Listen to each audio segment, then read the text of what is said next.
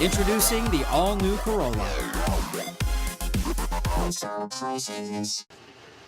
Minnesota Congressman John Klein led a 20-member congressional delegation to Guam that included Natural Resources Chairman Doc Hastings.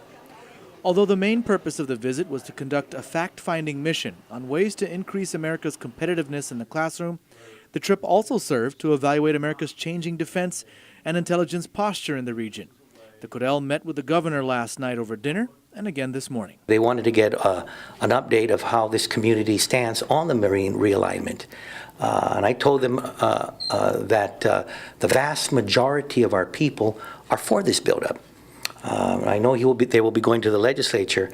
I did make note that there are a few of the leadership of the legislature that are against this military realignment. However, none of the lawmakers expressed that they were against the buildup when they met this morning with the CoDel in their public hearing room. There were some protesters holding up various signs, but senators only discussed some concerns with things in the supplemental environmental impact statement. What we have read in the supplemental EIS with regards to this new scope of the Marines moving to Guam shows an imbalance.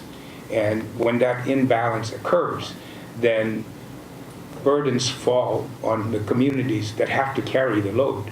And in this case, the burden, at least from the supplemental EIS, falls on the civilian community. That the revenues that are going to be generated by the movement of the Marines to Guam, by construction and so forth, is going to be less than what we need to do to beef up our education, our workforce training, our crime, police department and such. The other issue that of course is very contentious for us is land. Land is our identity as an indigenous people. We believe that if you take a look at the SEIS and you remove one single element of the firing range requirement for the Marines for active training on Guam, which is a 50 caliber machine gun, you can remove the placement of the surface danger zone over the Batidian wildlife area.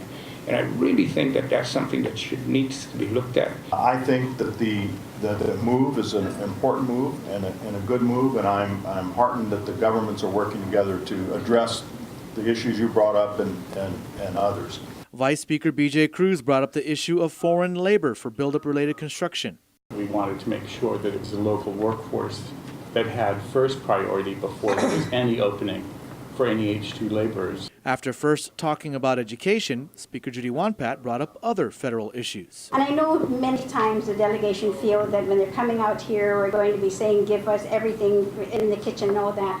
But one of the things that I'd like for you to very seriously consider is that you can help us to help ourselves. And one of those would be to really look at some of the restrictive laws that's currently that affects one, because these are impediments.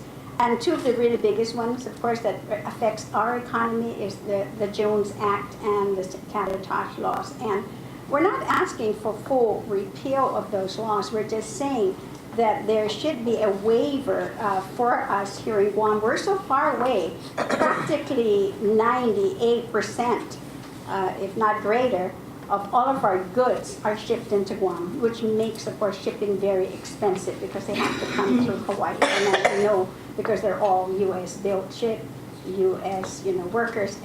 So it makes it very hard for our local economy to grow, and even for our local businesses to actually thrive